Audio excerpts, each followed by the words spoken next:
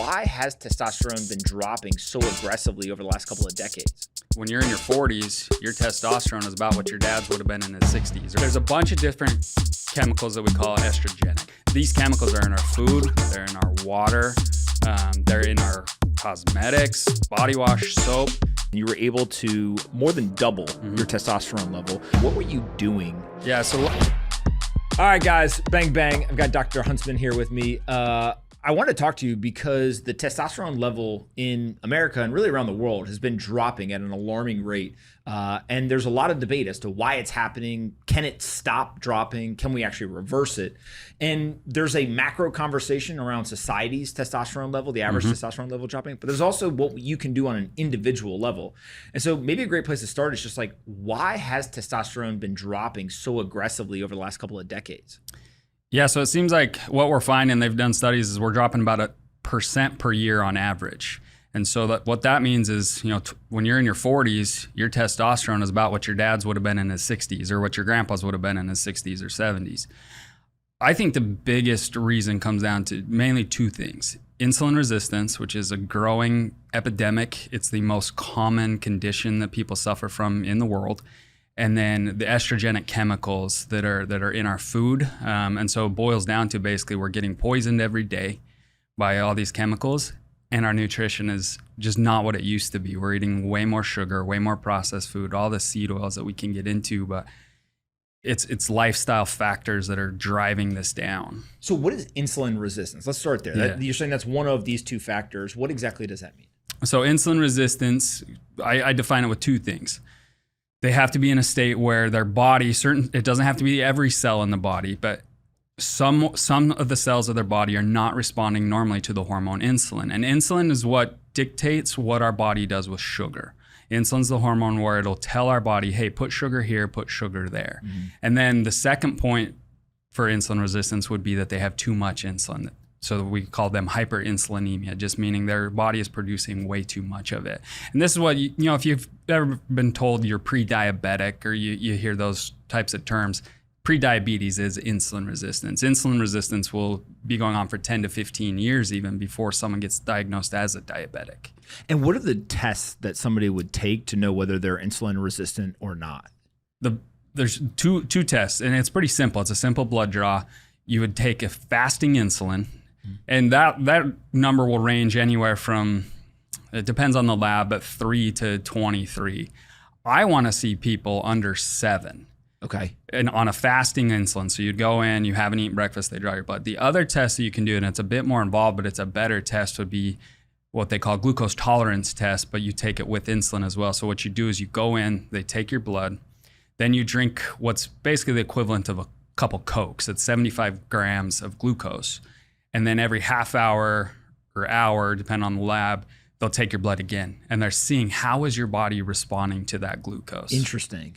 And for a healthy person, what would their body's response be? And then for an unhealthy person, what would that response be?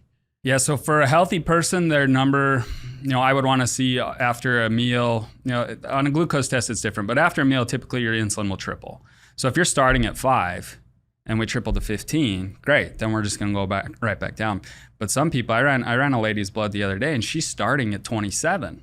So now she goes and eats something like that. She's gonna spike up to like a 75 or even to 100 if her insulin's not working, because it can't get the blood out of the sugar, the sugar out of the blood fast enough. And so we're just looking for those levels to spike up for a second, and then they come right back down within a couple hours is ideal. And if the higher your insulin level is, like as a base, right, kind of in normal or fasted time, is it fair to say that it's likely to spike even higher? Like there's an extreme to the spike because you're already starting at this elevated level. So if a healthy person spikes 3x, an unhealthy base would actually spike 4 or 5x? Yeah, it's definitely possible, because the reason they already have that much insulin is their body isn't responding to it. That's why we call it insulin resistant, right? Basically, these cells grow so big, insulin makes them grow, insulin makes fat cells grow. And it's the cell saying, I'm done. I can't take any more. And so then the pancreas, which is where insulin comes from, has to kick out more insulin to get the same response that it could have if these cells were responding normally. I told you before we started that like I'm not a doctor. I'm super, super naive when it comes to a lot of this stuff, but I've done enough reading online where like maybe I'm dangerous. And so is it fair to say that like a quote unquote healthy, skinny person that doesn't have these like inflated fat cells is kind of how I would describe it, they can actually accept more insulin, process the insulin, and therefore their body is kind of working as designed. Whereas people who have the fat cells who have actually been kind of enlarged, that's where they are resistant to being able to accept the insulin. Is that like a good way to think about it? Yeah, we'd have to be careful with that anymore, because we're finding more and more that there are so many people who are skinny. They look slender, they look healthy, they're still insulin resistant. Interesting. Why is that? It all boils down to what they're eating. I mean, insulin resistance is driven by what we eat. And so these people may be eating like garbage, and just for whatever genetically, you know, they won the lottery where they can eat whatever they want and they don't gain weight, but metabolically, they're still unhealthy. They did a study a few years back where they looked at, I don't know, I can't remember how many people, but they found 12% of Americans are metabolically healthy. 12% are healthy. 12% are metabolically healthy. And the way they were determining that is this way they measure called metabolic syndrome. And metabolic syndrome is insulin resistant. So they checked their waist circumference, their triglycerides, HDL, blood pressure. There's a few things like that.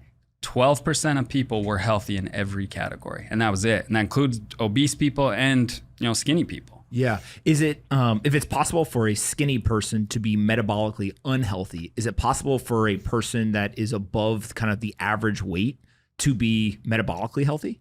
Yeah, in general, it depends on how much we define overweight, right? But if someone's got an extra 10 to 15 pounds, 20 pounds, yeah, they could be metabolically healthy. Now, if someone's got 50 pounds extra weight, they're I don't care how good they feel metabolically, there's something that needs fixed. Okay, and you said the first was insulin resistance. The second major contributor is this like estrogenic kind of food composition. What exactly does that mean?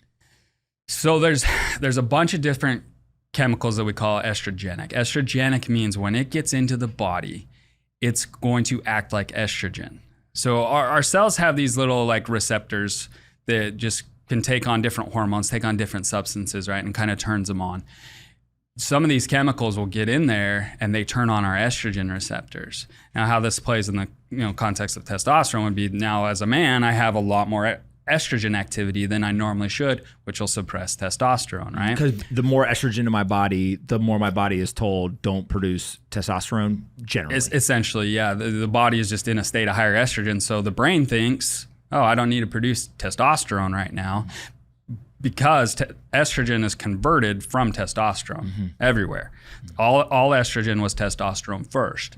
And so if the brain sees, oh, there's a bunch of estrogen around, oh, I must have produced enough testosterone, I'm good. And I can skip a step. Yeah, exactly. It just starts to shut things down. Now these chemicals are in our food, they're in our water, they're in our cosmetics, body wash, soap, you name it. These chemicals are just everywhere right now.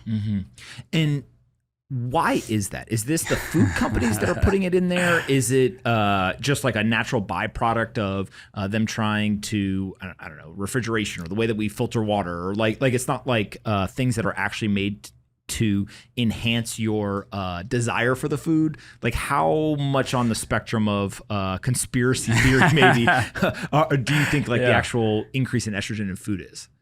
It goes to a little bit of both of what you said. Some of it is like, take food coloring, for instance. That's purely put in there to make the food more desirable. Red 40 and red 3 in particular are the ones that get pointed to as this estrogen issue. The only reason they're putting red 40 in food is to make it look better, make it look more appealing. You'll find it in a lot of kids' food.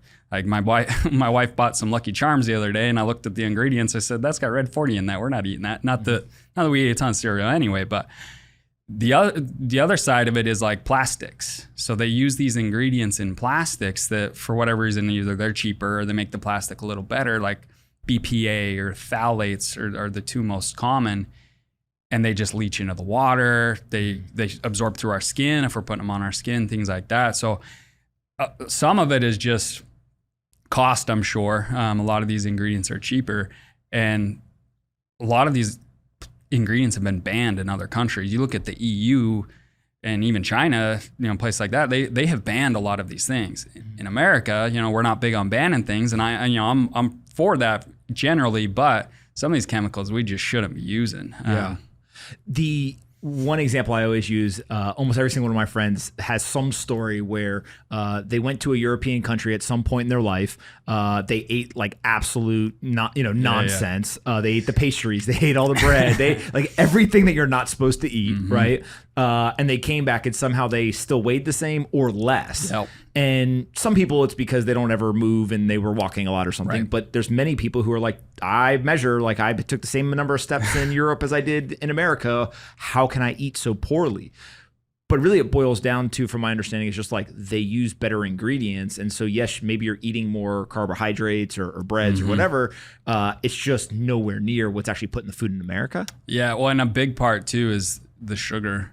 You go eat somewhere outside of America and you eat the same exact food, it's going to taste like half as sweet at times. A lot of people come to America and they're like, everything tastes sweet because we put so much sugar. And then if we get on the estrogenic side, the two biggest ones when we're talking pastries and breads and things like that would be glyphosate, which is Roundup, and atrazine, which is another herbicide type, weed killer.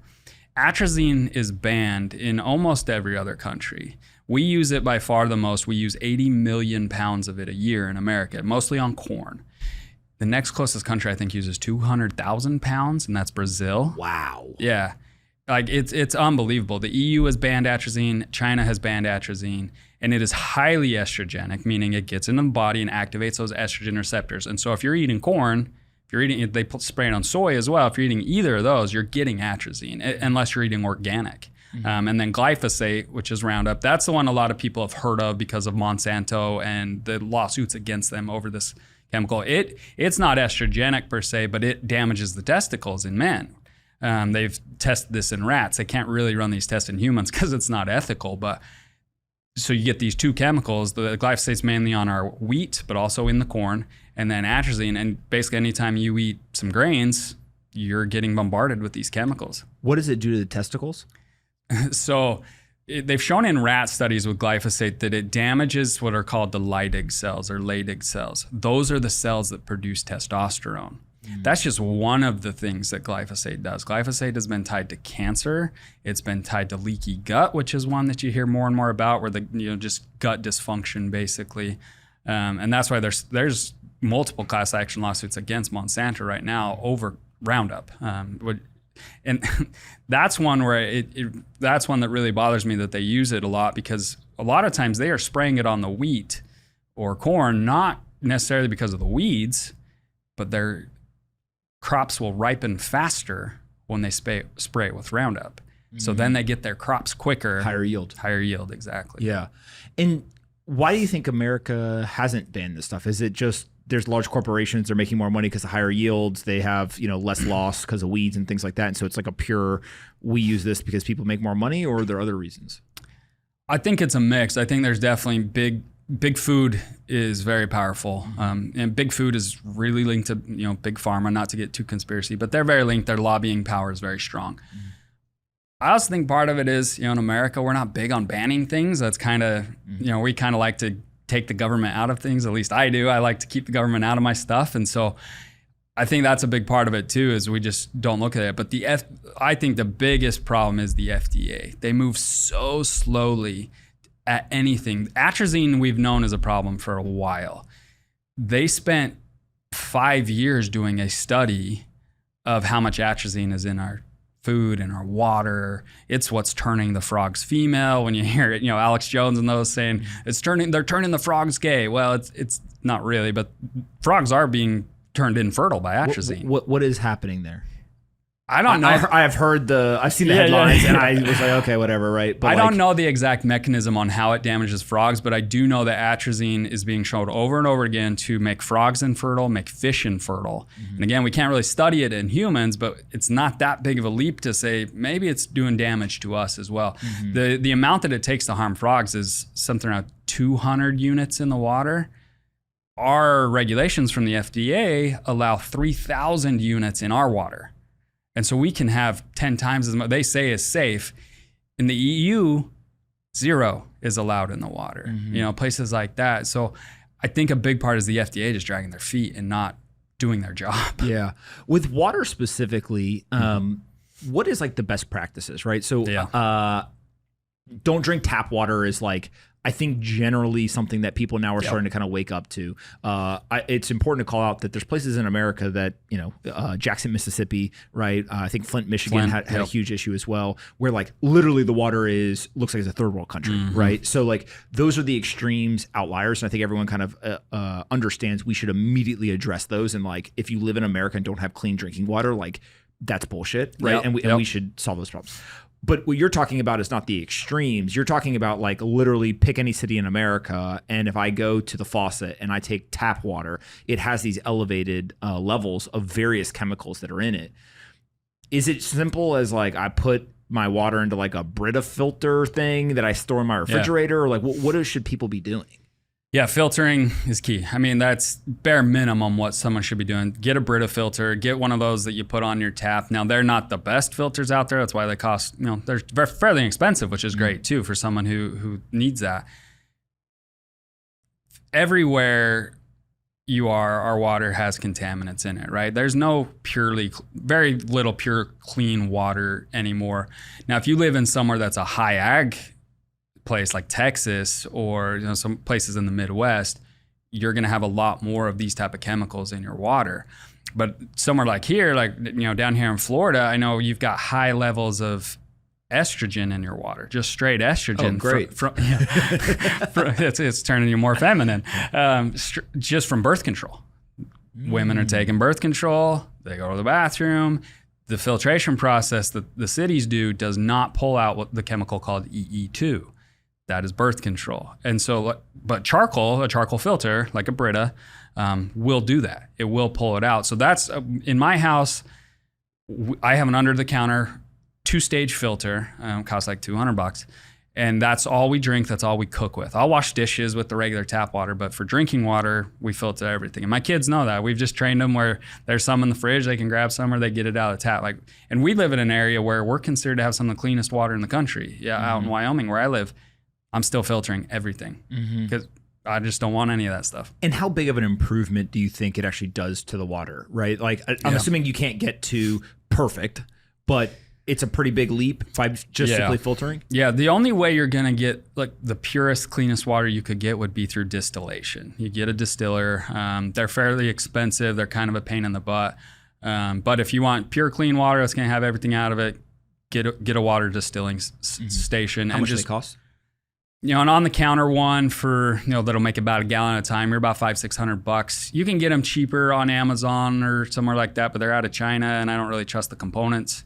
If you want like one that's going to do, 12, 20 gallons at a time, you're into the thousands then. Yeah. But they're great. Like I used to only drink distilled water, and I did notice a bit of difference. But with a good high quality filter, you're still going to get out over 99% of stuff. And the thing with water is, you're probably not going to notice a huge difference when you start filtering your water. As far as your health goes, you're not going to notice this big, oh my gosh, I feel so much better. It's more of a, let's just stop doing as much damage as we can. It's a compounding thing. Exactly. Right? You're heading in the right direction now. Exactly. Now, the water quality that comes in a water bottle is the next thing I want to talk about. So compare that to the tap water. Forget the plastic component of the water bottle, right? But just like what's actually the water in the water bottle. How much cleaner is that normally than a tap in any city in America? Depends on the company. Okay. Some of these companies, and I'm not going to call anyone out by name because I don't know, but some of these companies literally are taking tap water and putting it in a bottle of water and selling it. That's what they're doing. Now, if you take a company like a company I do like, and what I tend to buy when I'm out and about is Smart Water, and it is more expensive. Smart Water is distilled. They distill their water and then bottle it. And so yeah, you'll still get some plastics, but I know that the water when it got put in there, assuming they're not lying about their process, is clean. And so that's where I tend to go. Spring Waters and all these other companies, I just don't know what they're doing. Are they? I usually tend to reach for spring water if I can't get a Smart Water. Ones that just say bottled in Atlanta, Georgia, or whatever. I tend to avoid those because I just assume they're putting tap water in there. Yeah, and then the plastic bottle, what is that doing to the water? So if you put clean water, and let's say the smart water, you put that in there, and it's as good as you're going to get, you know, in a kind of prepackaged consumption. What does the plastic bottle do to change that water that's so bad? So plastic is going to leach into the water for sure. When plastic is heated and there's a liquid inside, some of that plastic is going to get in there. So, and I'm even talking like room temperature. It doesn't have to be real hot. So when they're being shipped and all that. And so everyone knows about BPA. Most people have heard of BPA. And so a lot of companies are moving away from BPA, but there's this other chemical called phthalates, which actually starts with a P. It's PTH, phthalates. Smart water for one. If you look at the bottom, you know, every plastic thing has its, you know, little recycle symbol and a number. Number one has phthalates. That's what smart water uses. So I've kind of even like on them, like, gosh, I can't even drink them because now I'm getting phthalates, which are very estrogenic. Again, going back to that, they turn on your estrogen. Phthalates, they say, are the most common chemical we are exposed to every day, and that is from plastic. And so, yeah, anytime you're drinking plastic, you know, bottled water, you're going to be getting some plastic. Now, you have to kind of weigh that. When I travel, like I am now, I drink bottled water. I just know I'm going to be getting some plastic. But hopefully, you know, hopefully the water in there is going to do less damage than, you know, if I were to drink the water out of the sink. Yeah. There's a liquid death right there. I'm so scared to do this, but if you grab that, let's see what they have, because I'm an investor in this business and it had nothing to do with healthy water. It literally was cool branding. They're going to sell this, right? But in it is water. Yep. And also, they don't have plastic bottles, right? It's the kind of more like a beer can, if you will. That one I think may be flavored, so it probably has some stuff in it. They even say death to plastic on here. They're anti-plastic. I love it. I love it. Yeah. Oh, they're definitely against the big plastic is going down. That's right. See, we're on board. But I wonder, you know, forget the branding for a second, forget any flavors or whatever. Like if water companies simply put water into a can rather than a plastic bottle, that seems like, based on what you're saying, like that'd be a pretty big improvement for most people. I think so. You know, I haven't studied too much the interaction that it would have with you know, I assume this made of aluminum or something like that. But yeah, I think it would. Now, cost-wise, you're probably increasing your cost quite a bit to do that. But yeah, the less plastic we can use, especially from our drinks, the better. A lot of people will drink their, you know, coffee through a plastic lid. They're just pounding plastic the whole time they're doing that. I do that. Maybe I shouldn't do that. No, take that lid off. Yeah. And even I use a straw that's plastic. Get yourself a metal straw. It'd probably be better. Like, it really would. And even a lot of those coffee cups, they're lined with plastic. So when you put a hot liquid in something plastic, you're making the problem even worse. Iced coffee, so I'm good. There you go. I guess I'm avoiding a little bit of plastic, maybe. Okay, so where else are plastics like really kind of infiltrating our life? Obviously, bottled water is like a no-brainer. It's something that people, they go to the grocery store, they go to the gas station, the airport, wherever, like they're picking it up, they're using it. They give it to their kids quite a bit, right? Sporting events, things like that. Like it's literally has infiltrated society.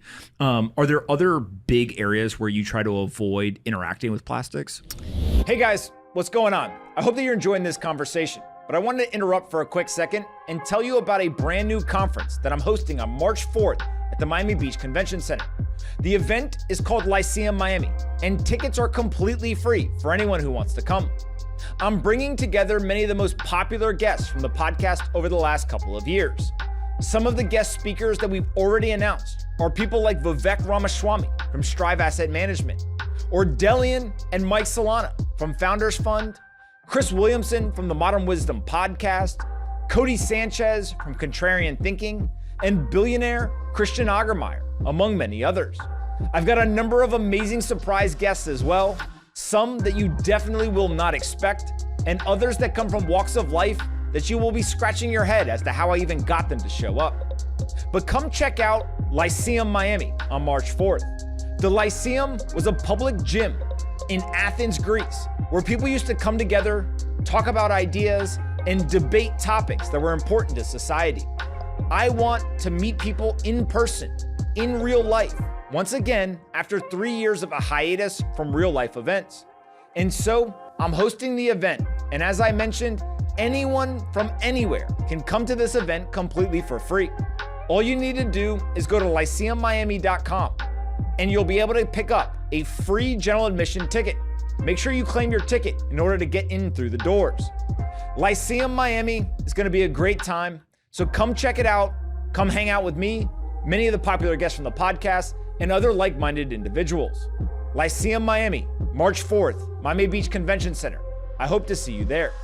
All right, let's get back into this conversation.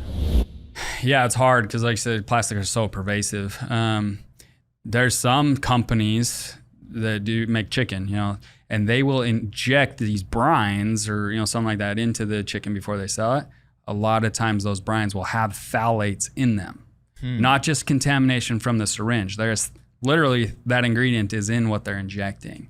So even some of our meat, like, you just can't avoid it altogether. It's impossible. Like I said, they have found phthalates in polar bears, up in the North Pole. These polar bears have plastic in them that they got from eating the salmon that got from the water, And so I think doing the bare minimum would be to avoid drinking hot drinks out of, plastic when we can, and just minimize the use of those type of things. You do pretty good, because even like if I go buy a steak at the grocery store that's wrapped in plastic, there's gonna be a little bit of contamination there. But it's not enough that I'm gonna worry about that steak. I'm still, because I think the benefits of eating the steak are gonna far outweigh the little bit of plastic that I got in there. But the other big part would be cosmetics. These products that lotions, sunscreens, that type of stuff, soaps even, they will have these chemicals. So you want to look for phthalate free on labels. And if they don't have it on there, and that's just one of the problems with cosmetics, but if they don't have phthalate free on there, I'm just assuming that there's phthalates in there. And what are the other problems with the cosmetics?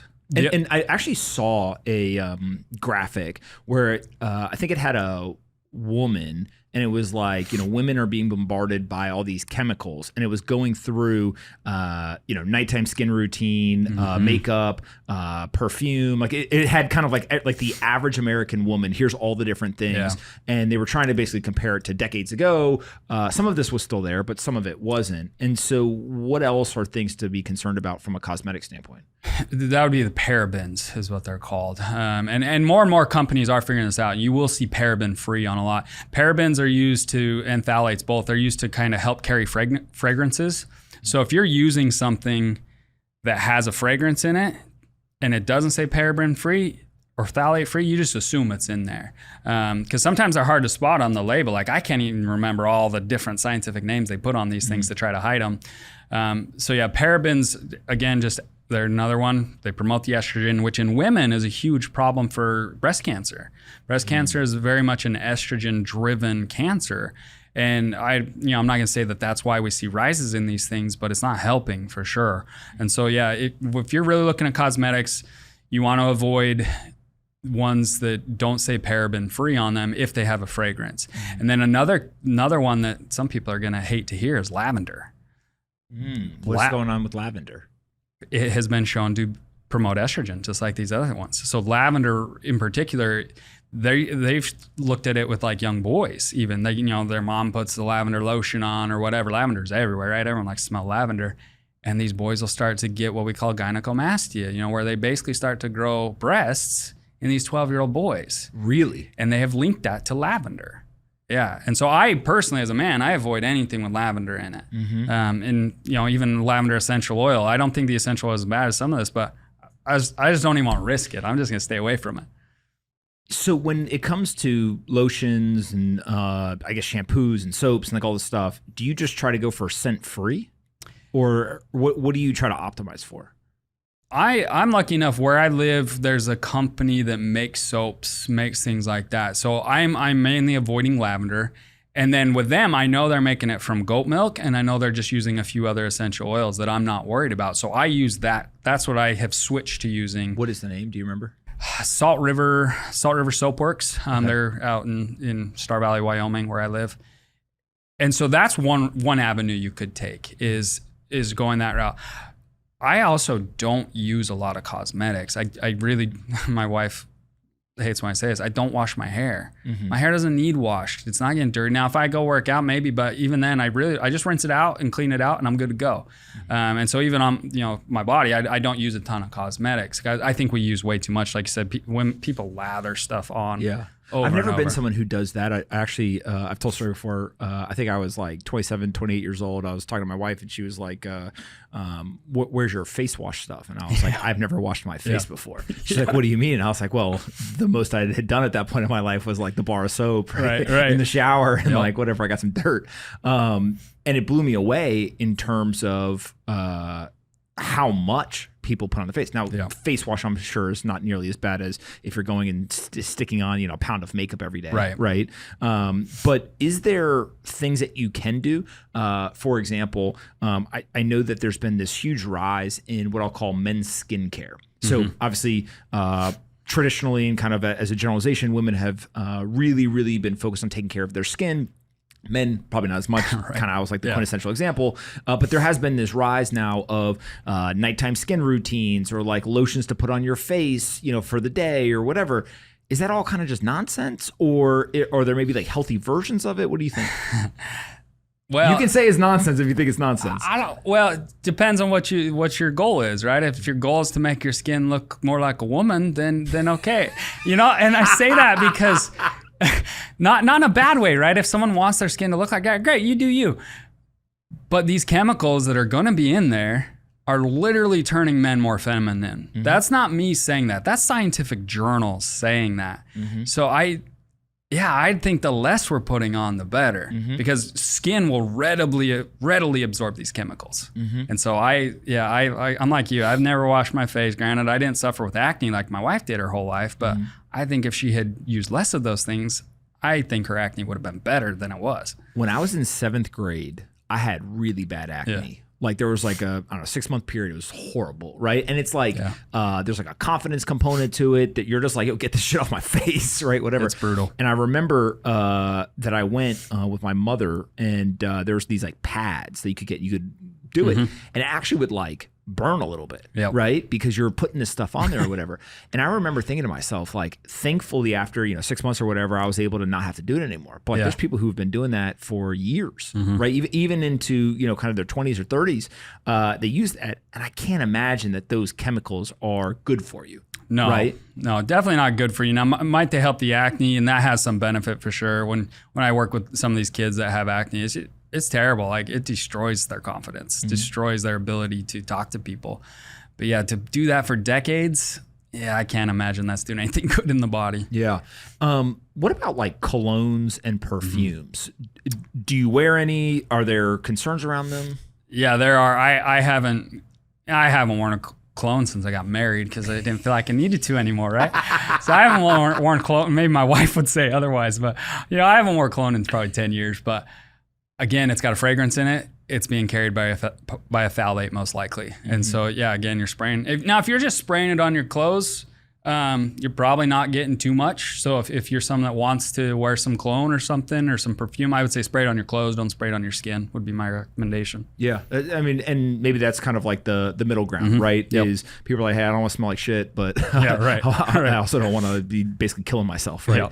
Yep. And then in terms of not washing your hair that much, use I'll call it a special soap, but just kind of a healthier soap. Yep. Is there anything else that you do from like a personal care or cosmetics, anything like that that's noteworthy?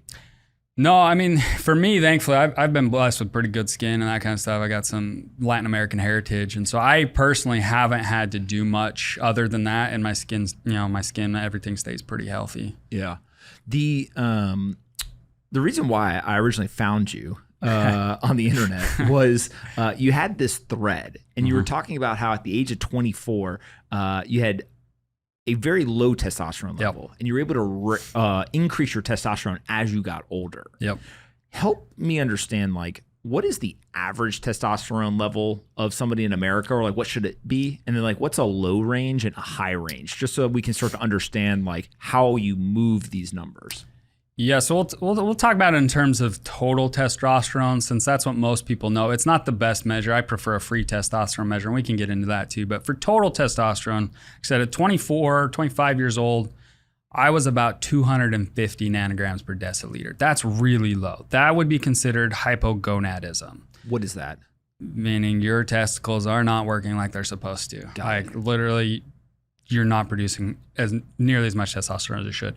The upper range, the upper range that labs will put on testosterone would be 900 to 1,000. Okay. Which, when we're in our teenage years, boys, we're gonna have levels of around 1,000, 1,200, even 1,500 for a really high T kid. Wow. And I don't think physiologically there really should be an upper limit. I don't think if someone's at 1,000 and the range says 900, I don't think 1,000 is bad at all. The average in America right now is going to be between 350 to 450 in most middle-aged men. Okay. That number should be double that. We should be in the 600-700 range. Okay. And natural, we'll just talk about natural testosterone for the moment. So no TRT, none of that stuff. But natural testosterone levels, can you have too much, whether you're a kid or in middle age? I don't think so. Some people, try to tie testosterone to aggressiveness and criminality, and it's never been really shown to be true. And so the things that testosterone does, let's go through that. It increases your sex drive. It increases your muscle mass, increases your bone mass, helps you look leaner and, makes your appearance better, gives you better energy, better focus. Like, how can we have too much of that? Like, everyone benefits from that, men and women. Everyone could benefit from a little more of all those things. Yeah. So you went from 24 or 25 to kind of mid 30s, and you were able to more than double your testosterone level. And maybe we can kind of go through, like, what were you doing over that period of time to really kind of keep moving the testosterone level up? Yeah, so last I checked my levels, I'm somewhere in the 630 to 650 range, somewhere there. And rule says as I'm getting older, it should be going down. So mine has gone up. I think the biggest key for me was I was in chiropractic school, and I was having a lot of focus issues, couldn't really function. I couldn't figure out why. I went to a friend of mine, and he's a big gluten guy. He's celiac. He thinks a lot of people have gluten issues, so he convinced me to go off gluten for 6 months. Now, I'm not saying the gluten was the problem. I was insulin resistant, and I didn't know. I had stopped working out nearly as much as I had, in my undergrad, partly because of a back injury. I blew out my back, herniated 2 discs, ended up walking with a cane for a year. And so I just was not active, was still eating the same junk that I'd been eating, pizza for dinner every night. We would go to Little Caesars and eat the entire $5 pizza by ourselves, And so inadvertently, what I've realized is as I took gluten out of my diet, it reduced my carb intake massively, because I wasn't really replacing it. And so my carb intake probably went from 300 grams a day to 75 or 80 grams a day, not quite to the ketogenic level, but getting in those ranges. And so by working on that insulin resistance, just by accident, everything got better. Everything in my life improved. My focus got better. My energy was better. My sex drive increased. And I was newly married at this time. We were trying to have kids, is why I started down this route of looking at my testosterone. And so for me, that was the biggest key. Now, I've added things since then where I work out more, I lift more weights. I've never been a big weightlift guy. I don't love it, but I do it now. I strength train now. At least I'm going to do 100 push-ups a day, at least build some of it, just work on that muscle. And then just cleaning up the diet in general. I eat way less sugar than I used to. This estrogenic chemical world, that's more new to me. I've really started going down that in the last 6 months or so of getting those things out of my diet. And I expect I'm going to see more improvement by doing that. And then alcohol as well. I think you cut out alcohol, or did you bring it back, or what? Well, no. So I actually, so I put that in the thread that thread was, I'm giving advice on what people can do. I don't drink. I never have. In my religion, we don't use alcohol. And so that wasn't something I cut out. But if someone wants to help their testosterone, they need to cut out alcohol, at least significantly reduce it. A lot of people are having a beer every day. And when we were taught if, man for having 1 to 2 drinks a day would technically in the medical world be considered alcoholic. And so what alcohol is going to do is really going to deplete your B vitamins if you're drinking too much of it. B vitamins are very needed for healthy testosterone levels. They help suppress certain things, keep them down so that our body can make more testosterone. So yeah, cutting out alcohol is a great idea if you want to boost your T. And then what about the relationship to weight, right? Because I saw that you had said, like, if you lose weight, your testosterone levels naturally go up. And this goes back to some of the insulin conversation we started with. Yeah, it goes back to insulin a bit, but also just the fat cells themselves can be a problem for testosterone. So in men and women too, where that testosterone to estrogen occurs, part of that is in the fat cells themselves. This is called aromatization. So literally the fat cells which have receptors for testosterone. Testosterone gets to the fat cell, and the fat cell says, I'm going to turn you to estrogen. And then testosterone levels start to decline because literally it's just being converted. And so reducing your body weight, even 20 pounds can make a significant difference on your testosterone level because you won't get that conversion happening nearly as much. Really? Yeah. 20 pounds could be a huge difference. Yeah, because most people are in the 30 to 40, 50 pound range. And so, of overweight, sometimes morbidly obese is a different conversation, but yeah, if you're 40 pounds overweight and you lose 20 pounds, you're going to make a big difference for your energy, for your insulin resistance, but also to your testosterone levels. Yeah, I had a friend who told me 6 foot, 200 pounds is kind of anyone who can be 6 foot and under 200 pounds. And obviously people are optimizing for different things or whatever, but like the average person, that was like a line. He's like, once you start getting up into 210, 215, 220, for a male, he's like, literally your height is not increasing, right? It's just you're going wider. And there's this like big difference in the physiological components and measurements of your body being under 200 versus over. And I thought it was fascinating where he was just like, yeah, every height kind of has a weight that muscle mass, all this stuff kind of changes the number a little bit, but definitely being under a certain weight will completely change the way you feel and kind of the things you do on a day-to-day basis. Yeah, absolutely. I mean, the biggest, so for me, I'm 5'6", 5'7", I'm a pretty short guy. Biggest I've ever been is about 210. And I felt terrible when I was that big. And even if I let myself get up to the 190, 192 range, compared to where I feel at 175 even, it's night and day difference. I have much better energy. Just every part of my life feels better. And that's a 15-pound difference. Now, I ideally, at my height, I'm probably more closer to the 160, 155 range, depending on muscle mass. But even that difference between 175 and 190 makes a huge difference for me. Yeah. You also mentioned sleep. I 2 years ago was not sleeping at all. Like I was horrible. And 2 years ago, I was like, I want to get better at this. And it's probably the single most important thing that I changed in my life over the last 2 years. And it's just like sleep 8 hours. Yep. There's all kinds of fancy stuff that you can try and do. And I probably tried a bunch of them, right? But like literally just sleeping 8 hours, I feel like a different person than if I sleep 6.5. Yeah. And what's going on in my body when I'm actually sleeping 8 versus 6 or 7? Yeah, so when we don't sleep enough, our cortisol level will rise. Cortisol it's kind of known as the stress hormone, right? Cortisol increases your insulin resistance. So if you one bad night of sleep, just one. So say you got a young kid, I got young kids. Sometimes you don't get the best sleep and you feel like crap the next day. That one night of bad sleep will make you more insulin resistant that next day. Wow. Just one night. And so imagine someone who's been doing that for decades, right? It's that increase in cortisol. Cortisol decreases testosterone, to tie it back to the testosterone. And again, also increases insulin resistance. And so, yeah, the key is sleep 8 hours. Like I have so many patients tell me where they're like, yeah, I sleep 3 hours every night and I feel great. And like, dude, you're not the exception to the rule. There are some exceptions. There are some people, Matthew Walker has done a lot of studies on these. He wrote the book, Why We Sleep. And yeah, this is a very, very small percentage where they do function well at 4 hours sleep.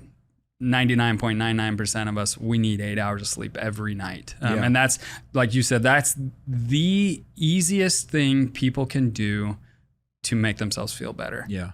I think it's Ryan Holiday in one of his books, he talks about like most people aren't disciplined to sleep 8 hours. They don't have the discipline to do it. Absolutely. And his point was, for most people, your job, your life, your kids, your family, something in your kind of day-to-day requires you to wake up at a certain time. And some people that's 5 a.m., some people that's 8 a.m. Whatever the time is, you got a kind of a hard start.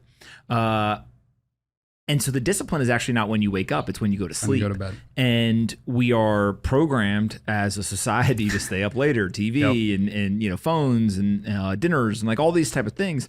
But his point was like, if you have the discipline to go to sleep at 8 or 9 o'clock, which just saying someone's going to go to sleep at 8 o'clock, they're like, well, you're a weirdo, right? Why would you go to sleep at 8 o'clock? That's when my kids go to bed. Yeah, right? Like you're not a kid, you're an adult. Right?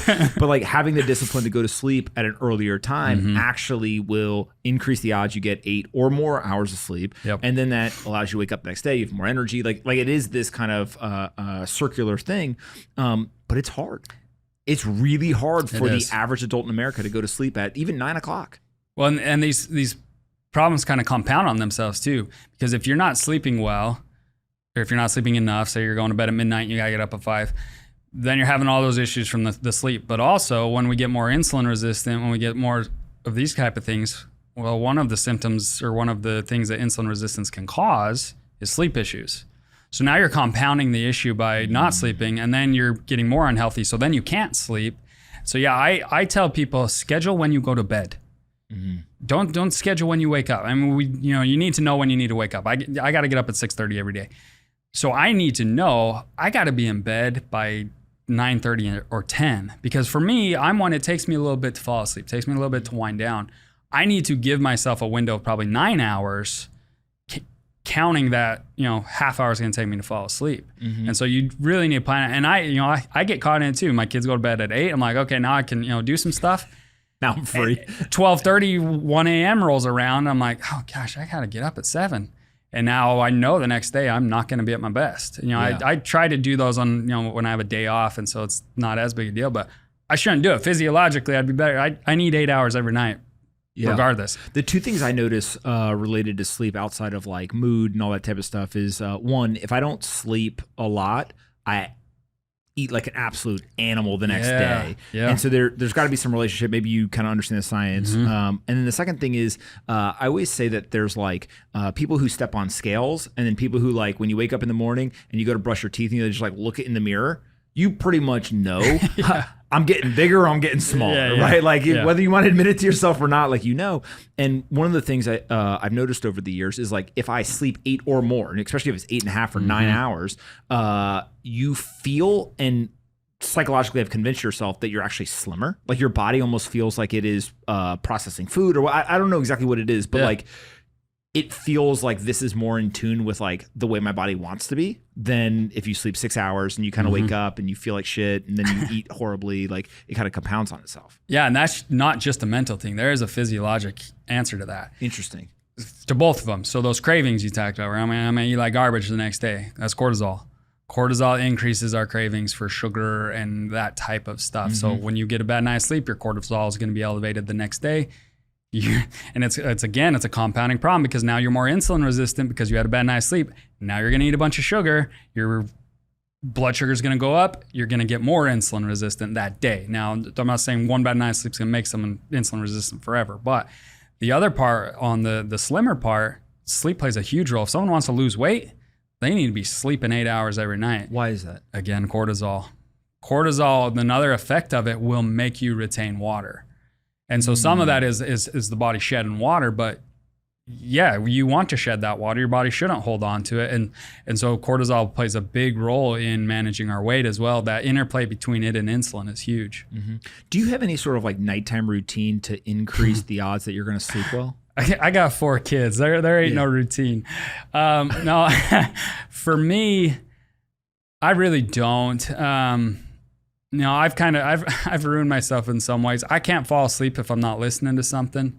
So for me, that's what I found in college. Was I've always struggled with sleep issues kind of since I was a kid. I think I ruined myself as a kid reading. I was the type of kid that got grounded from reading because I was reading too late. You're like my brother. I got a brother who literally he's actually a doctor, so it's funny, but. There was a story where once my parents were worried, like we were all sneaking out of the house doing all this stuff, and they would go in my brother's room. He'd be under the covers with a flashlight reading Harry Potter. Harry Potter, yes, absolutely. See, me and your brother should talk. But what I have done lately is I did get a pair of blue blockers glasses. I notice a massive difference when I use them, because a lot of times when I get home, once my kids are in bed, I still am reading a lot. I study a lot, and most of that I'm doing on my phone. And so I just, I know about blue light. I know the damage it can do to your circadian rhythm and your melatonin hormone. And so I went to a buddy of mine who's an optometrist and had him make me a pair of blue blocking glasses. And they just look like regular glasses. They're not like the yellow tinted one. Yellow tinted ones are fine, but I do notice a real big difference in how long it takes me to fall asleep if I put those suckers on as soon as I get home. Really? So when you get home, 6, 7 o'clock, whatever, you're putting the glasses on and pretty much trying to wear them till you go to sleep. Yeah. Pretty much. And will you also wear them even if you're not staring at a screen? No, I will take them off if I'm not, watching TV or on my phone or something. Then I do take them off because I don't need glasses. They're not prescriptive. So yeah, but if I'm at a screen at night, and I kind of neglected for a while, but I'm trying to do it better lately. Just anytime I'm at the computer, on my phone, whatever, I'm trying to have those glasses on. Yeah. The only two things I've ever done that seem to have an impact, and again, I'm always worried that like maybe it's placebo stuff versus like actually working, is I now try to read before I go to bed. I used to be on my computer all the time, but like read a physical book. Yep. And that seems to help, and I'm sure it has a lot to do with the screens and things like that. But the second thing, I'm scared to admit this, but every night I drink chamomile tea, but I get it with, it has a little bit of melatonin in the tea bag. And I don't I've traveled and stuff and I don't have it and I don't feel like I'm like missing it or have like a really bad night of sleep or anything. And so I don't know how much of it's just like it's part of the routine before I go to bed as I drink some tea and then go to bed versus like it's actually doing something. How much should people worry if they're drinking, whether it's chamomile tea or something else, and especially if it has melatonin in it before they go to bed every night? Yeah, chamomile by itself, great. Yeah, there's a lot for centuries, millennia, people have used chamomile tea to help them sleep. Like, I don't think there's anything wrong there. When you bring melatonin into the picture, now I was taught in my nutrition, program that if you take melatonin, you're going to suppress your body's natural ability to produce it, right? The more I've studied that, I cannot find how that mechanism actually works. I have never been able to sufficiently prove that to myself that is true. So depending on the dose, I kind of live by the mindset of we shouldn't have to rely on any outside chemical to feel good, right? But if you're taking a milligram or two of melatonin a night and it gets you to sleep, whereas you wouldn't sleep if you didn't take it, great, take it. I want you to sleep. That's more important. And because melatonin's cheap, it's easy to get, it's really not going to have any side effects. So I personally wouldn't worry too much about it. I told a patient the other day, this 17-year-old girl that I'm working with, she doesn't sleep. She'll lay in bed till 5 a.m. And her parents are like, we've tried melatonin. I said, how much have you tried? They said, 5 milligrams. I said, give her 15. I said, really? For short term, I'm not going to do that long term, and I'm not telling people to do that, but for her, I need her to sleep so we can fix her other issues. And if she's getting 2 or 3 hours of sleep a night, it's not gonna happen. So I said, put her on 15 and we'll see what happens. Yeah. The maybe I should just try the chamomile tea without the melatonin and kind of go from there. While you're sleeping, do you do anything? Like is environment, anything like that? Like what do you kind of do to optimize for the actual hours that you are sleeping? Yeah, so I have 3 pieces of advice. 2 are pretty common and one's kind of off the wall. Keep your room dark, easy. I mean, I live in a smaller apartment, so like my computer's in my room and our modem can be in there. And so I literally take electrical tape and I cover up every light that I can, even those little bit of, little green light that shine on a power brick. I cover them all up as best I can. So keep it dark, keep it cool. You want your bedroom cooler at night. Ours, we put it at 67, 68, somewhere in there. The other piece, so I'm married. So for people that sleep with someone else in their bed, get separate blankets. Do not share a blanket. That is my best advice. And we've done that our whole marriage, but that way you're not being woken up by your spouse or your girlfriend, boyfriend, whoever, turning and rolling. Like, get separate blankets. It will make a difference. And then high quality mattress, high quality pillow are huge. Yeah. A pillow just buying a better pillow can make a significant improvement in your sleep. Yeah. I haven't gone really, really deep down the pillow thing. 2 years ago when I started getting serious about the sleep thing, I was introduced to Mateo, who's the CEO of 8 Sleep. He's got the cooled mattress. Oh, yeah. And I literally knew nothing, right? And he was like, dark, cool, like the whole thing. And he's like, that's why we built this mattress. So I started sleeping on it. That is the only thing that I've done where when I travel, I can tell a huge difference. Yeah. And the only way to do it while you're traveling is like you just crank the AC, and try to make it as cool as you can. But what I noticed is not so much the amount of time that I sleep, but it was actually the deep sleep, right? I sleep with a watch on, so I get some of the measurements. I don't know how exactly accurate they are, but it seems like I get deeper and deeper sleep the colder that it is. And so it's funny because like even if you don't have a mattress and kind of all the special stuff, like you literally can just turn the AC on, Yeah. right? And that could be a huge difference in the amount of sleep that you get. Yeah, where I live, just open the window. It's How cold is it right it's now? 1 degree at my house right now. So open up your window, you're gonna be as cold as you want. But yeah, temperature and light exposure are easy things that anyone can do. It doesn't cost you anything. Like I said, if you don't have AC, then maybe there's an issue there. But it'll make significant improvement in your sleep just by making those changes. And then there's the other thing like we talked about, chamomile, melatonin. Magnesium can help a lot. I do, if I know it's going to be a rough night, for whatever reason, my mind is wired up or something, I'll take some CBD and then I'll hit that with some magnesium as well. And that seems to at least help me calm down on those days. I don't do it every day, but. What does the magnesium and then what does the CBD do specifically for sleep? So magnesium is one that most people are deficient in, should take every day. Now, magnesium is not going to help you fall asleep any quicker for most people. And I take a blended form. There's so many different kinds of magnesium, but it's going to make your sleep quality better. It works on what we call the rest and digest system, your parasympathetic nervous system, which is where a lot of that repair happens while we're sleeping. Our brain is repairing, everything's repairing. Magnesium is involved in a lot of those processes. And so by giving your body what it needs, your rest is going to be better. Now the CBD, how the mechanism exactly works, I'm not entirely sure, but CBD is just known for its calming effects.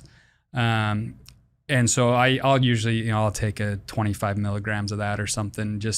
It seems to, when I do take melatonin, which is rare, but I do take it, if I take the CBD with it, for me, it seems to mellow the effects of the melatonin as far as the hangover the next day that you can get. Some people get that real bad groggy feeling from melatonin the next day. CBD for me completely takes that away. Yeah. I when I was in the military, this is like one of my deepest, darkest secrets probably. We didn't have access to a lot of different stuff, right? So when I was deployed, a lot of guys got addicted to NyQuil. Because it had that same kind of thing. It helped you go to sleep. And we were sleeping at weird hours because sometimes we'd go out at night, sometimes we'd go out during the day. And so you're kind of like off. And I remember coming back and like, it was pretty hard to get back to sleeping normal when you're not used to like, you take something and it knocks you out. Yeah. And what made me think of it is melatonin. I've never had kind of the hangover, but you take enough NyQuil. Yeah. You wake up the next day, you're like, it's going to be a tough morning, right? Because you literally do feel that grogginess. Well, in all NyQuil, the active ingredient that's putting you to sleep is the same that's in Benadryl. Interesting. The antihistamine. And so it's diphenhydramine or something like that. But yeah, and that's the same with like you take a Tylenol PM or any of those. It's got Benadryl in it. Now, Benadryl is one, if people are relying on that to sleep, they need to fix it because it is messing with your brain.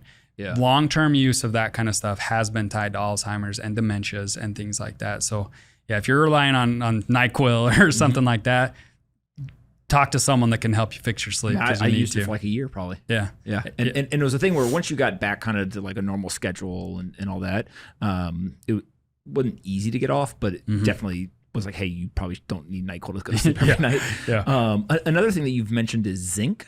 What is that in terms of raising testosterone? So zinc is needed to produce testosterone. You can't produce testosterone without it. And a lot of people just, again, we're so nutrient deficient everywhere. And men in particular need more zinc than women. So just taking some zinc can, and you don't have to take a lot, 50 milligrams to 100 milligrams maybe. It has been shown if you're severely deficient, it can improve testosterone. Now, some people will take zinc and they're like, I didn't notice anything. Which it just tells me, okay, zinc deficiency wasn't one of your issues. The other thing that zinc can do will suppress a different hormone called prolactin. And prolactin, based on the name, it's actually what makes women lactate when they're breastfeeding. But men have it as well. Prolactin suppresses the production of testosterone. So if we don't have enough zinc and B vitamins and some of these other things to keep the prolactin levels down, then we can have a decrease in testosterone from that. You've mentioned, zinc, magnesium, a couple of these things. Like, would just a normal daily vitamin, kind of like a everyday vitamin, replace enough of it? Or do you think it should be more targeted than that? Yeah, I mean, it depends on the company. I work with some companies that, in their professional lines that are sold by physicians that theirs are pretty good. But most things, if we're targeting something like magnesium, take separately because most if you're buying it off the shelf of Walmart or something, the magnesium in there is going to be a crappy form because it's cheap. So it'll be magnesium oxide most likely, which is the cheapest form, which is basically rusted magnesium. It's not really going to help you that much.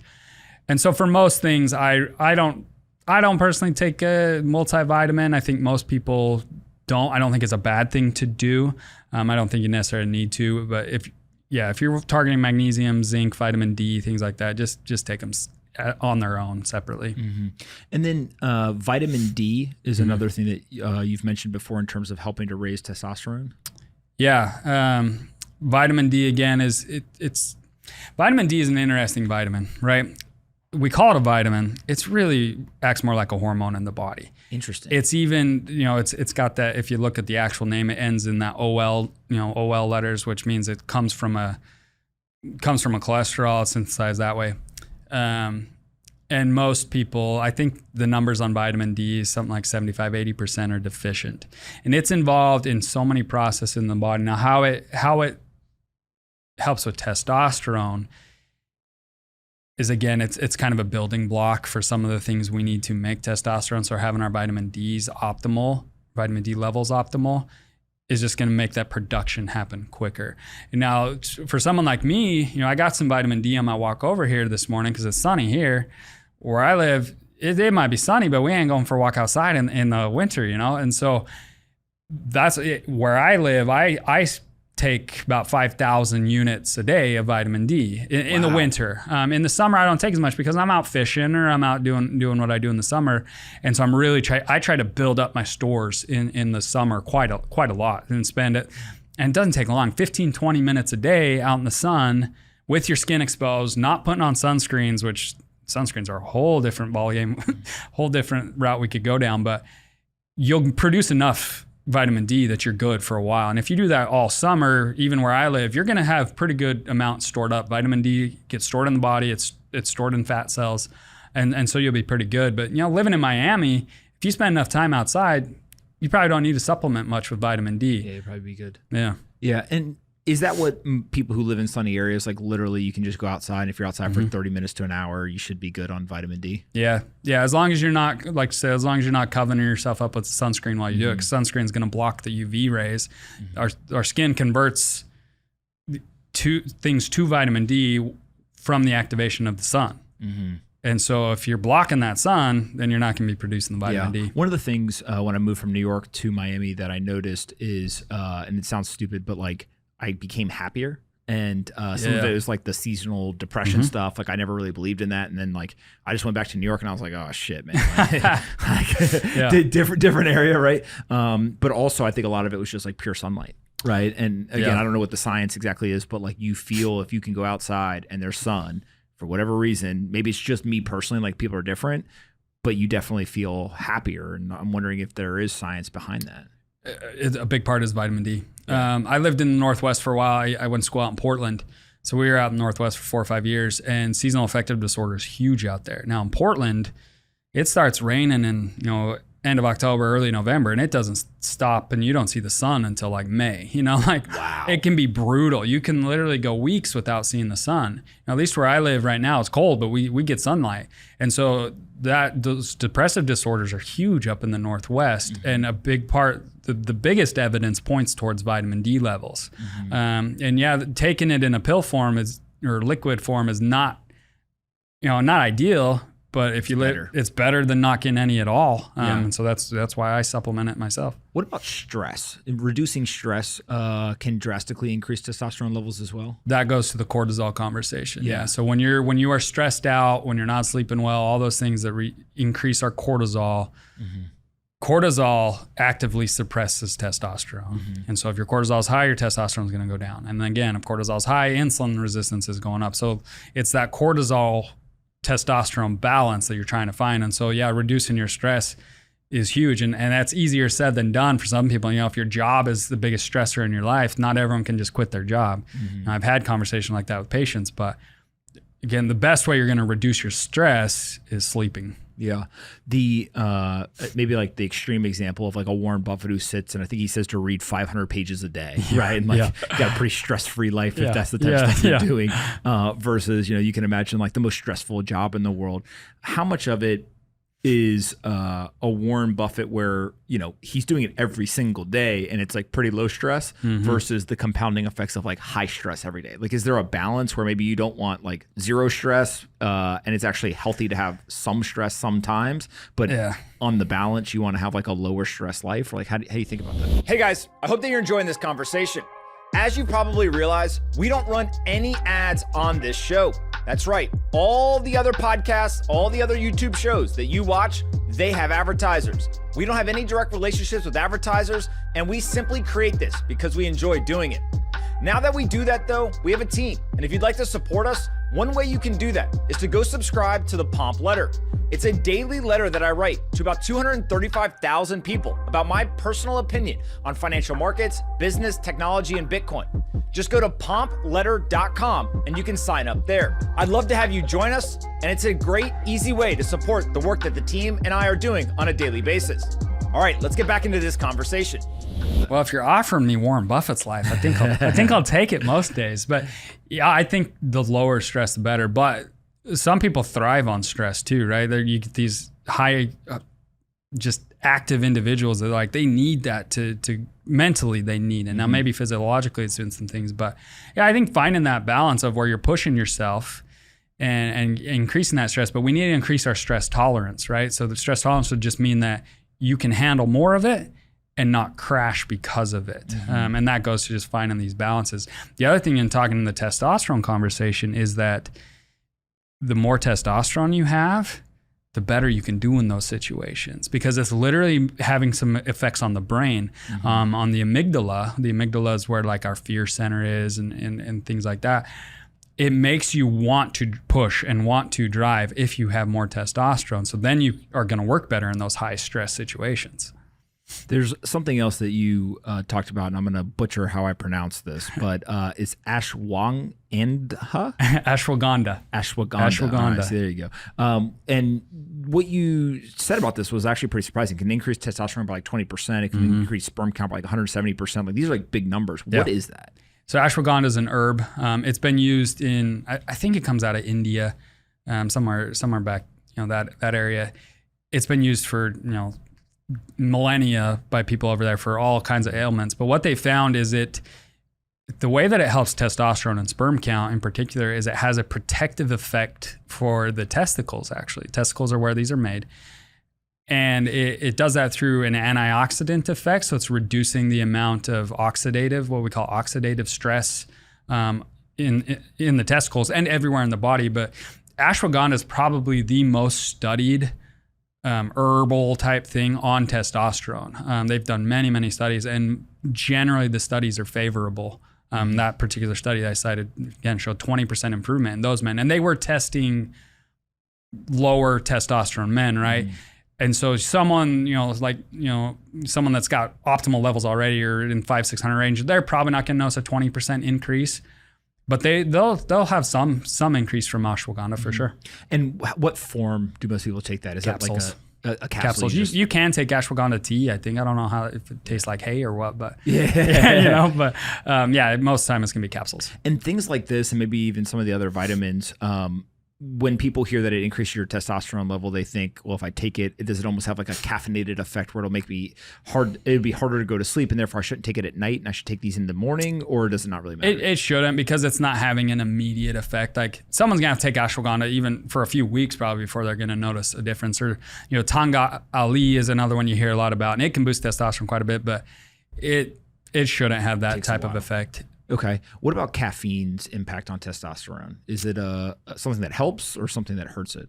That's actually, I'm not sure on that. That's not one that I've studied. I go to, if you're having to rely on caffeine every day to function, you got something metabolically we need to work on. You shouldn't have to rely on it. But as far as testosterone goes, I'm not sure. Yeah, it's interesting because I saw I've seen a couple studies, and again, my uneducated brain reads this stuff, right? I'm like, I think I get the main points.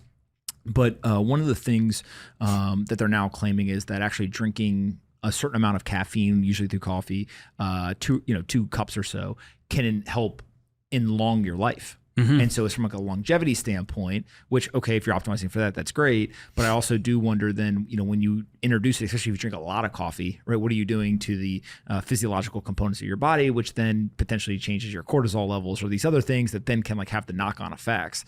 And so I've always joked that like the human body is kind of like the economy. It's super complex. We all think we understand it, but nobody actually gets it. Right. Right. And so that's one that I don't think I would change my caffeine intake necessarily, right? But it would be interesting to understand how it has an impact on testosterone. Yeah, and I've seen those same type of studies that show longevity, and we talked before the show, like I don't drink coffee personally, I never have, but when we talk sleep issue, some of these people that come into me saying they're having sleep issues, and I say, well, when was your last cup of coffee? Oh, I had one at 4 in the afternoon. There you go. That's why you can't sleep. So I just tell people, be careful. Don't drink your caffeine 12 hours before you got to, 10 to 12 hours before you got to go to bed. Be done with your coffee or your tea or whatever you're getting your caffeine from. It is one of the things that I haven't measured, but like you just intuitively learn your body. I drink, I wake up 6:30ish, 7 o'clock. I usually don't actually drink coffee until 8:30 or 9. And then I used to drink a coffee at like 1 o'clock. Yep. And I noticed that if I don't drink that, or I just move it to like maybe 10:30, 11, huge difference. I started to realize I was sleeping better. And again, small brain, you just like, okay, I guess like it must be that. And so you just kind of like slowly learn your body, right? And you start to change your habits so that you can at least give yourself a higher probability. Like that, I think that's like the average person is like, look, I'm not a professional athlete. I'm not, getting paid for better or worse sleep or whatever. But like, if I can increase probabilities, I'll do that because it's just going to help me, over the long run. Yeah. Well, and I would say everyone, you are getting paid to have better sleep, right? I mean, think of everything you got going on, your business and all that. Like my business suffers when I don't sleep well enough, And a lot of people will have that 1 p.m., 2 p.m. cup of coffee because their energy's crashing. That tells me you probably got a blood sugar issue. Let's fix your blood sugar issue. Make sure you don't have that afternoon crash. Then you're not going to need that coffee. And then along the way, it's going to help your sleep too. Yeah. The next thing I want to talk about is metabolism. And what is the relationship between testosterone and metabolism? Is it as simple as higher testosterone, faster metabolism? Yeah, generally. Now, how they interplay exactly one with another, it's kind of complicated, and to the point where I don't even understand. Small brain over here too. But the things that affect metabolism that are going to decrease your metabolism are the same things that are going to decrease your testosterone in general, the cortisol, the insulin resistance. So by working on those things, essentially your testosterone and your metabolism are going to boost together. Now, if someone gets on TRT, they're going to notice a big improvement in their energy, which is metabolism, right? That, to define metabolism simply, it's your body's ability to produce energy. And so when you take TRT, you start raising your testosterone, your energy levels are going to increase because your body's going to be functioning more efficiently. You laid out 8 foods that people should eat every single day to increase their testosterone or metabolism. And when I read through these 8 foods to increase your metabolism, some of them I was like, okay, got it, right? Expected. Some of them I was not expecting. So let's just start with the first 2, steak and eggs. I think obviously the food pyramid would tell you don't do that. How do you kind of think about steak and eggs for metabolism? So but most dietary recommendations I'm making are in the context of I want your insulin to go down. So that's particularly for steak and eggs. I want you eating more protein, less carbohydrates, because protein will minimally spike your insulin a little bit, but it's going to be a very short spike and it's going to come back down. Carbohydrates are going to push your insulin way up and stay up there. So that's part of why I would say steak and eggs, but also steak and eggs both are very high nutrition. Like not just the protein and the healthy fats they have, they're full of vitamins. Like I've started calling eggs just like little multivitamins in food form. Like people think of them as protein and cholesterol, but they've got vitamin A and selenium and all these other things in them. So eggs are like my favorite food too. So I try to eat 3 to 4 a day minimum, and a lot of times I'll eat 5 or 6 with a steak, and just keep my body low insulin with those meals. And we get kind of into the weird parts of like, are these just normal eggs? Are they like organic cage-free eggs? Are they like egg whites? What? No, not egg whites, never. I mean, I'll eat an egg white, but the yolk is where most of the nutrition is, right? The white is the protein, so we need both. How much from a nutrition standpoint does it matter, cage-free versus, not? I don't think nutritionally it makes a big difference. Now, as far as talking chemicals and that kind of stuff that can be in the eggs, yeah, your organic, free range are probably going to be a lot better. And, where I live, a lot of people have chickens, and I have people come to my clinic and pay me in eggs, and I love it. Are you serious? Oh yeah, it's absolutely like, I'll pay them, I pay them, $4 per dozen that they bring me. So they want to pay off their whole visit in eggs. Great. Bring me eggs. Yep. Yeah. I do it all the time. And then you go ahead and just make the eggs and you're good to go. Oh yeah. I love that. Yeah. I need to move on to barter Wyoming. system. Yeah. Oh yeah. Apple cider vinegar. Yeah. I don't even know what that is. But you're talking about taking some of this or drinking some of it before you eat a meal to help with digestion. Explain what's happening here. So that's going to do two things. It is going to increase your acid production a bit, which is great. A lot of people anymore are on these antacids. They get heartburn all the time. For a lot of those people, it's actually they don't have enough stomach acid in their system. And it sounds counterintuitive, but it's just because they don't have enough acid to actually close all the valves and stuff, so they get acid up into the throat. What apple cider vinegar is going to do is get that acetic acid. That's the chemical in there that does the magic. So kind of any type of vinegar will do. Apple cider vinegar is just known for it, and it's been studied. It's also going to decrease your insulin response. They did a study where they took, I think it was like 50 or 60 diabetics, and half of them just did their normal thing. They were the control group. The other half, they added in, I think it was 2 tablespoons of apple cider vinegar before each meal. The group that did the apple cider vinegar over the course of the study lost like 5 to 6 pounds on average. The group that didn't lost nothing. They didn't change anything else. It's just literally taking apples. They had them take the apple cider vinegar, and it's because of the acetic acid has some interplay, and this isn't fully understood, but it has an interplay with our blood sugar to keep that insulin level from spiking. And so you're becoming less insulin resistant literally by taking apple cider vinegar, and 1 to 2 tablespoons right before you eat. Now, some people, they struggle with that because it's vinegar, right? So it's pretty acidic. So I'm just put that in some water, shoot it right before your meal. You're going to notice an effect. And do that every meal? Yeah, ideally if you can. Yeah. This is just fascinating. Avocados? Yeah, avocados help metabolism because they're healthy fats. The monounsaturated fats in there, we need those to make hormones. If you're not making hormones, your metabolism is going to tank. Every hormone is made from fat. Every hormone is made from fat. And so when someone's saying low fat, no, let's eat more fat. Let's more healthy fat, right? And avocados are just a great source of that kind of stuff to give your body what it needs to make our hormones and the other things it needs to do. And then what about chili peppers and oily fish? These two fish, I was like, okay, we're starting to get into areas where I would expect, but chili peppers was not something I expected. Yeah, chili peppers is an interesting one. They've just shown that eating the active ingredient in those, the spicy ingredient, is capsaicin, right? And so what the mechanism entirely is, again, they don't really understand, but they have shown that chili peppers can boost your metabolism. And I may have said in the post, but I think it was something like 10% maybe. And it's a short-term effect, but putting some spicier food does seem to have an effect on metabolism. And chili peppers, obviously, being a food, but what about things like hot sauce on the eggs? Like that, I've heard people be like, "Oh, that speeds up metabolism" or whatever. Is there any science that seems to back that up? I mean, it may just go to the same with chili peppers. I don't know the last time I ate eggs without hot sauce on them. Yeah. I'm the type, I've got 20 hot sauces in my fridge. I'm kind of a hot sauce nerd, but yeah, definitely isn't going to hurt, as long as it's a hot sauce that's not full of sugar and, all those caveats. But yeah, it could be because of the chili peppers. Yeah, it's just fascinating.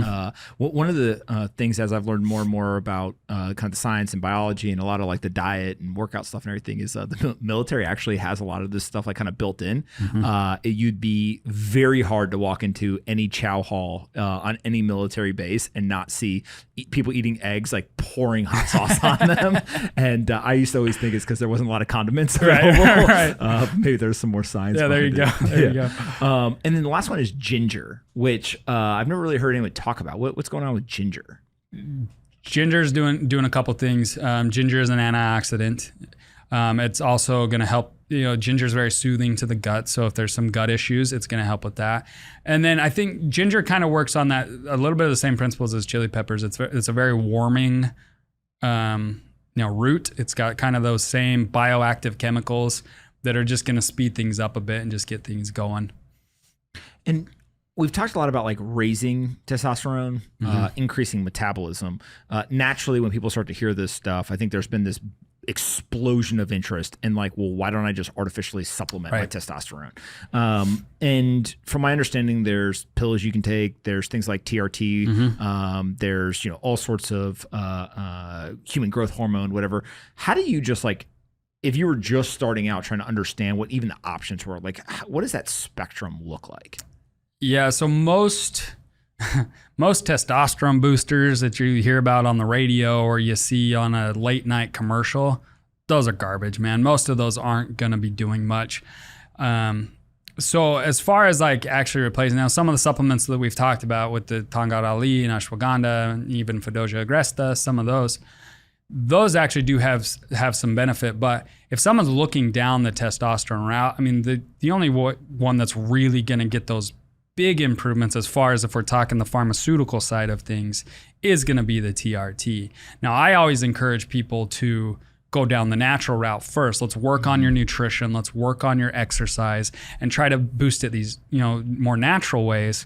But for some people, the effects of that low T are so great and affecting them so much. Or if they're old enough, if they're in their 50s or 60s, then yeah, maybe go have a conversation with a testosterone specialist. Now, if you're going down that route, you want to talk to someone that has been doing it for a while, that knows what they're doing, because it's more complicated than just, hey, give yourself a shot, once a week. Like you really need someone that knows what they're doing. And as somebody kind of goes down that path, once they start, are they pretty much signing up to be doing this for the rest of their life? Pretty much. Once you start injecting, synthetic or, an outside source of testosterone, if you go down that route, yeah, you're signing up for a lifetime treatment. What is the side effect if you start and then you come off of it? Is your body just like shutting down testosterone production and so it's hard to restart it? Yeah, it probably depends on how long you've been on it. Now, if someone's been on TRT for a month or two and they jump off, they're probably going to be okay. Again, talk with your doctor, but that is the issue. So when you're injecting that testosterone, and they inject a high amount, average male will produce 7 to 15 milligrams a day. A lot of the ways they do the TRT is they'll inject like 200 milligrams at a time, and they're doing it like once every other week or once a week type of thing. So physiologically, that's just a massive boost of testosterone in the system. And so that goes up to the hypothalamus, which is what kind of starts all this up in the brain. And the hypothalamus says, I'm good. We don't need to produce any more testosterone. And so you start to get that feedback loop of, I just don't need to produce it. And your hypothalamus will shut down that pathway. What about human growth hormone, IGF-1? Like there's all these things that, when you play sports, you hear of professional athletes all trying to do all kinds of crazy stuff, whatever. What are those and how are they related to some of this testosterone stuff? Yeah, so human growth hormone, it's kind of produced in kind of the same pathway as testosterone. It gets to the point where there's a chemical called DHEA that gets converted to another one, and then they can go to human growth hormone or testosterone or estrogen. The reason a lot of these athletes are taking it or doping with it is their recovery is much faster. It's not so much, there probably is some performance boost as well, but it's the recovery that these guys are really looking for. As far as like the effects on testosterone, I haven't really looked into what supplement or what taking that can do, but yeah, it's definitely not something that most people need. if you're going down that route, it's usually you got something really majorly wrong medically, and so your doctor's prescribing it for those reasons. If you're supplementing it outside, I think you're running the same type of issues where your body's going to start shutting that down. As we get older, we shouldn't make much HGH anyway.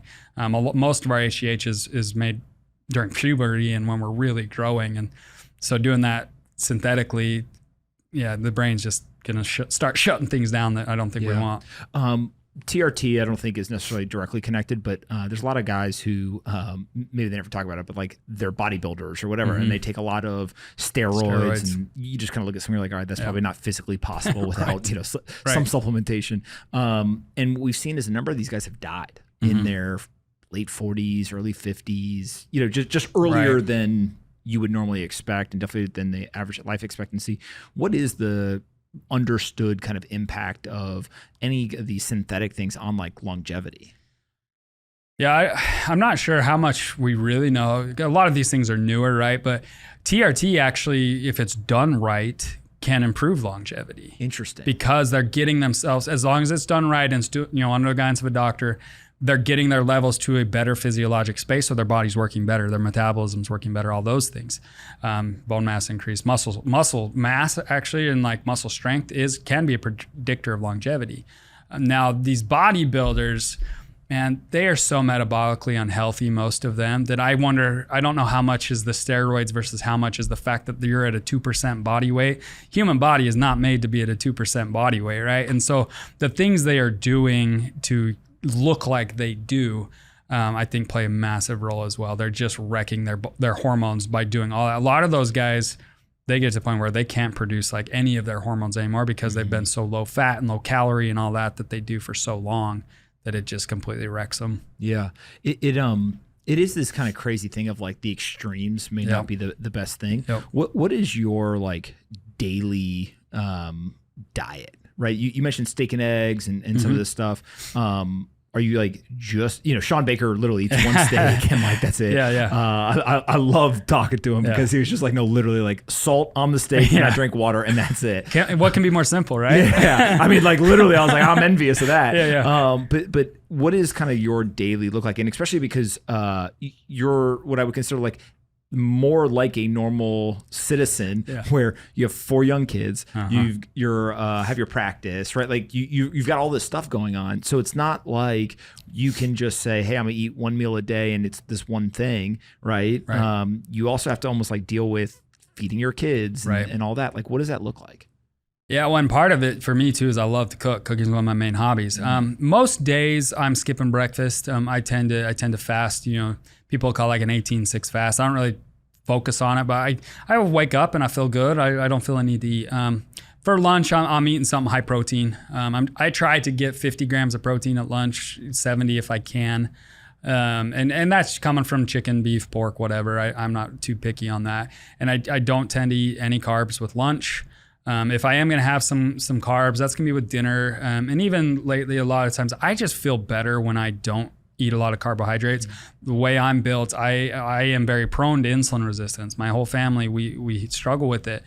And so I try to keep my carbs really low. I'm not always in ketosis, the ketogenic side, but maybe I'll have a little bit of rice with dinner, but most of the time I'm just eating the protein. I don't go as far as Dr. Baker does with only eating steak and eggs. Like that's what, and right now it's carnivore month. So if you've seen Dr. Baker's post, like he's like, oh, I ate this whole prime rib for day 15, but on a weekend, I'll have a piece of pizza. I'll have some, but I try to keep that stuff to a minimum. Most days I'm eating high protein, moderate fat, and pretty low carb. What do you do with your kids? Because, I've got a young daughter and she's just now transitioning from all, breast milk and milk and all that to now like starting to eat solid foods. And there's this like weird thing where you want her to eat, right? You want her to learn, like, she's using a fork now and like, okay, here we go.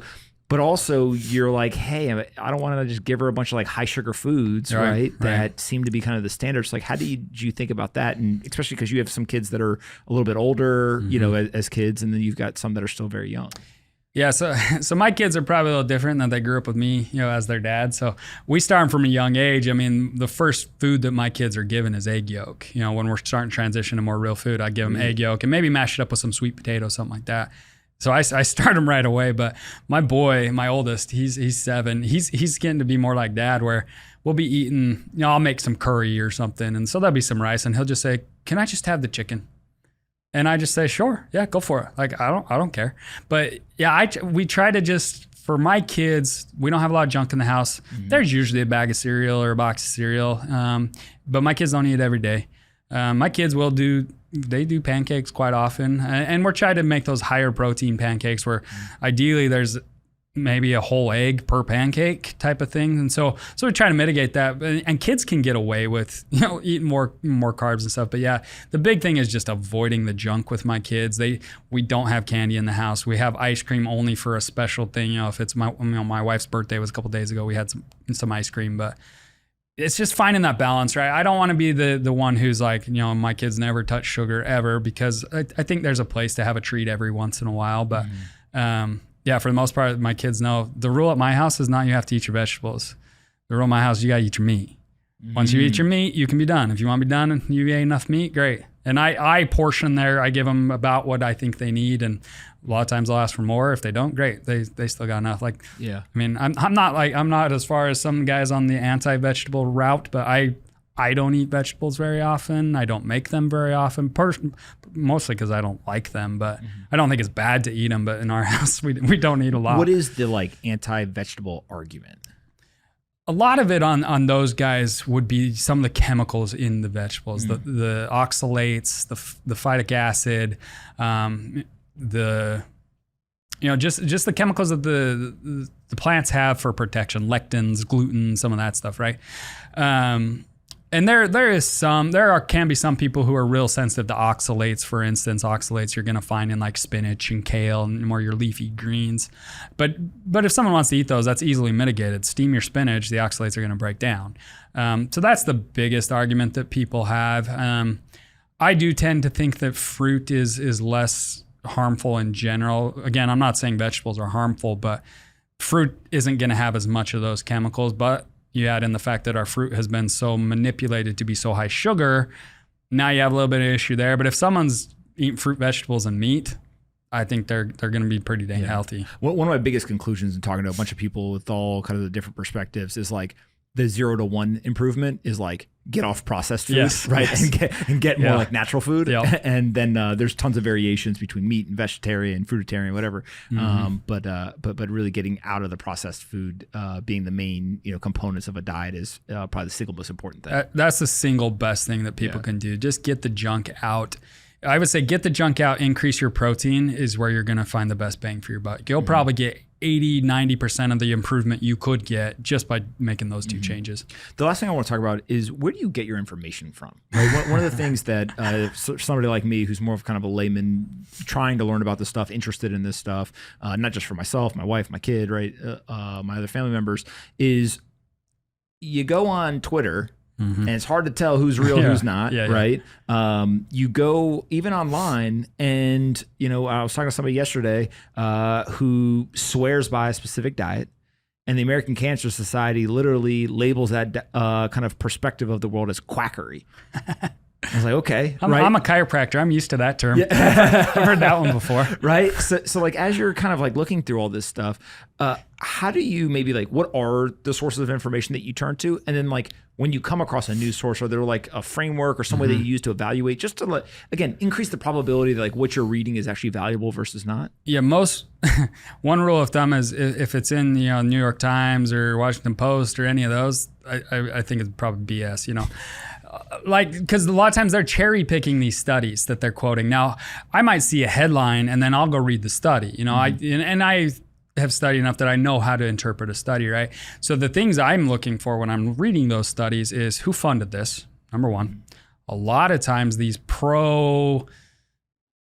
anti-meat, pro-vegetable study, for instance, like they're going to be funded a lot of times by organizations that are by the Broccoli Association. Exactly. Yeah. These organizations that are anti-meat in general, right? Yeah. And that doesn't mean that your study's bad, but it introduces some bias, things like that. So that's one thing. It's hard. Like I said, you go on Twitter, and how many nutrition bros are on Twitter, that read a nutrition book once and now they're an expert. And not to say they're giving bad advice, but you just got to give it the what I call the sniff test, right? If it smells funny, it probably is. It's probably bad. Throw it out. I study Benjamin Bickman is one. Anything that guy puts out. Now he's more on the insulin resistance. He's a great source. If you want to learn how to be healthy, study Dr. Bickman's work. He's a professor at BYU. And guys like Sean Baker, I love Dr. Baker. I've read his book too. I just read a lot and I try to find the trend. The trend right now, the more we're learning, is higher protein is probably the key. It used to, for the last handful of years, it's been ketones, keto, everything. And I think keto is great too, but you just got to pull what resonates with you out of what you're reading, because there's going to be something good in almost anything puts out. But like I say, it's really hard to know. The biggest thing is who's saying it. When I have you get the extreme with Dr. Baker, who's straight up carnivore. Dude has only eaten meat for like 7 years. And then you get some of these people on the complete opposite side that are straight vegan. One thing I appreciate about Dr. Baker is he's not telling everyone you got to eat like I do. Yeah, I did. Right? He made that very clear. He was like, look, this works for me. Some people, they don't like it. They don't want to do it, whatever. Yep. He's like, that's fine, but like this works for me. That's what I appreciate about Dr. Baker is he found what works for him and he recommends it generally and he's seen it helped a lot of his patients. But he allows that nuance of if you feel better eating some vegetables and fruit, great, do it. Whereas you get the extreme opposite side, the vegan side, and there are vegans that are the same way, right? There are vegans that will say, yeah, I feel better eating this way. And if that's the case, great, good for you. I tend to disagree. I think it's an unhealthy way to eat, but you get the others and there's that moral, ethical conversation when we talk with a lot of in the vegan community, but a lot of them, the meat is murder, never eat meat, it's killing you. Like, no, see, you're coming from a bias as well because they don't want to harm animals, and I can appreciate that. But the source is going to be your biggest key of It's interesting that when you actually look at the studies, you go and you see who funded it is one of the biggest things you look at. Yeah. Have you ever seen a study funded by someone and it went against what they believe? Yeah, it happens. I mean, a lot of time, if it's a true science organization, then they just care. But this gets into the realm of what gets published and what doesn't. A lot of times, this happens all the time, where they will do a study, they won't like the result, they don't publish the study. So you never even see that study. You never even see some of these negative studies. Like of the things that get published, it's like over 90% of them are positive. You can't tell me over 90% of studies are positive. They're just not. And so there is that bias there as well. So you have to take some of that with a grain of salt when you read a study. But yeah, most of the time, just looking where some biases might be. And even like, if you're reading an article in a newspaper or something, pay attention to what, is this author someone who's written a lot about, anti-meat or pro this, pro that, like you'll find the biases and then they're gonna be cherry picking. So the biggest advice I could give someone is just read a lot. Just study a lot, read a lot of books, read a lot of articles, and you'll start to find a trend that works for you. Do you have one or two books that you suggest if people are interested in health, testosterone, metabolism? Like, are there one or two that stick out to you? The biggest one that I recommend to everyone is actually Dr. Bickman's book. It's called Why We Get Sick. Dr. Bickman has been studying insulin resistance for 20 plus years, I think. Like I say, he's a professor down at Brigham Young University in Utah. And that one is the key to insulin resistance is tied to pretty much every chronic disease and is the cause of a lot of them. So if someone reads that book, they can better understand what insulin resistance is and how they can help it. Dr. Bickman goes into that as well. I do tell people to read The Carnivore Diet, which is Dr. Baker's book. I think it's a great one. The other one, as far as like health goes, I tell people to read is Why We Sleep, which is by Matthew Walker, who's a neuroscientist. I think Cal Berkeley or Stanford. He's out there in California. But that's just a great one of learning how important sleep is for your health. All three of those are great books. I haven't read Why We Get Sick, so I'm going to pick that one up. And now you gave me a reading assignment, which I always appreciate. Yeah. Where can we send people to find you on the internet if they want to learn more, either about the chiropractic practice or some of this other stuff? Yeah. So my chiropractic practice is in Wyoming. If anyone's ever driving through Star Valley, Wyoming, on their way to Jackson, stop in Star Valley. It's great. But online is on Twitter is the easiest way to get me. It's just Dr. Rich Huntsman on Twitter, and then I do have a website. It's drhuntsman.com. And I've got a couple things on there, some guides of things to avoid if people want to learn more about the plastics and that stuff, things to avoid to help their testosterone. There's a free guide on there that they can download. And I also, I help people with this kind of stuff. Like I do virtual coaching and that kind of stuff. So people want to reach out to me on Twitter. That's the best way to get me. I feel like I got a master class today. So I really appreciate you coming and talking to me and answering all my dumb questions. But you're doing some amazing work. And I think that just more people who get educated, right? I always look at this as like the first step is kind of educating themselves on what are the potential downfalls of things that they're doing in their daily life. Some people will change, some people won't, right? And that's okay. But if you got the information, at least you got, the opportunity to change, and really just comes down to kind of like, do you want to or not? Right. No one's going to hold a gun to your head and say, filter your water. Right. At least not yet in America. And so we'll see how it goes. But I really appreciate the time, and I hope that everyone goes and checks out you both on Twitter and at the website, and we'll do it again in the future. Yeah, I appreciate you having me.